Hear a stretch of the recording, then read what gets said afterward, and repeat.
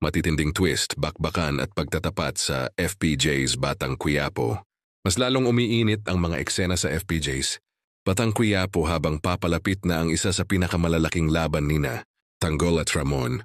Sa mga bagong eksenang, ibinahagi ng production na makikita ang karakter ni Ramon at Tanggol na parehong armado at tila papasok sa isang mapanganib na misyon kasama ang ilang matitinding kakampi.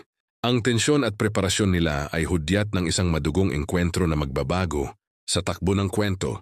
Yun sa mga taga-subaybay, ramdam na ramdam ang cinematic action feels ng serye.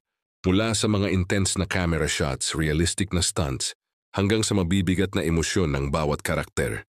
Pero higit pa sa mga barilan at habulan, inaasahan ng marami na maraming twist ang magaganap na magpapaikot sa mga manonood. Maraming haka-haka ngayon kung sino ang tunay na kakampi at sino ang traidor. May mga nagsasabing, posibleng mabunyag na rin ang ilang matagal ng sikreto sa pagitan nina Tanggol at Ramon, lalo na tila iisa ang kanilang layunin mailigtas si Don Julio, ang lolo ni Tanggol.